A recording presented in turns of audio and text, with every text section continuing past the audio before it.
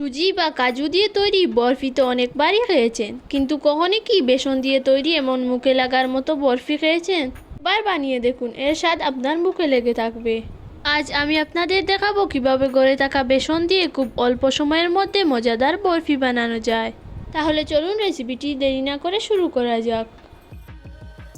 প্রথমে চুলোর উপর একটি প্যানে বসিয়ে তার মধ্যে দিয়ে দেব প্রায় 1 বাটি মতো ঘি।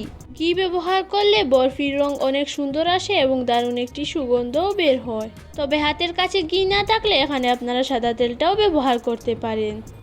ঘি যখন পুরোপুরি গলে যাবে তখন আমি এর মধ্যে দিয়ে দেব 1 বাটি বেসন। আপনারা চাইলে নিজের প্রয়োজন অনুযায়ী বেসনের পরিমাণ একটু কম বেশি করে নিতে পারেন। এখন চুলোর আঁচ মিডিয়াম থেকে লো রেখে একটানা এই বেসনটিকে অনবরত নাড়তে থাকবো। খেয়াল রাখবেন আঁচটা যাতে করে খুব বেশি না হয়, এতে করে বেসনটা পুড়ে যাবে বা প্যানের তলায় লেগেও যেতে পারে। তাই চুলোর ফ্লেম একদম লো টু মিডিয়াম রেখে এটাকে কয়েক মিনিট অনবরত ভাজতে থাকবো। কিছুক্ষণ ভাজার পর যখন বেসন আঠালো হয়ে আসবে এবং দলা বাঁধতে শুরু করবে তখন আমি এটাকে চুলো থেকে নামিয়ে নেব এবং একটি বাটির মধ্যে এটাকে ঢেলে দেব। এরপর উপর থেকে দিয়ে দেব চিনির গুঁড়ো। মিশ্রণটি গরম থাকা অবস্থাতেই চিনির গুঁড়ো ভালোভাবে মিশিয়ে নিতে হবে, কারণ গরমের মধ্যে চিনি খুব সহজেই গলে যাবে এবং বেসনের সঙ্গে খুব সুন্দরভাবে মিশে যাবে। আর এই চিনির গুঁড়ো ব্যবহার করলে পুরো প্রক্রিয়াটা একটু সহজেই হয়ে যায়। চিনি ভালোভাবে মিশে গেলে মিশ্রণটিকে একটি ঘি মাখানো প্লেটের মধ্যে ঢেলে দিন। এরপর হাত দিয়ে আলতো করে চেপে চেপে সমান করে নেব। চাইলে একটি চামচের সাহায্যেও এটাকে খুব ভালোভাবে সমান করে নিতে পারেন।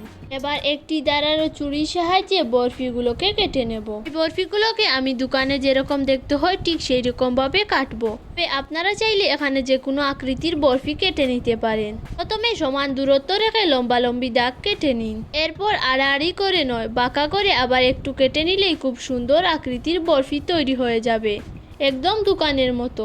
এবং এই বরফিগুলো কোনো রকম ফ্রিজ ছাড়াই খুব সহজেই প্লেট থেকে উঠে আসবে। আমি এখানে একটি বরফি আপনাদেরকে তুলে দেখিয়ে দিলাম।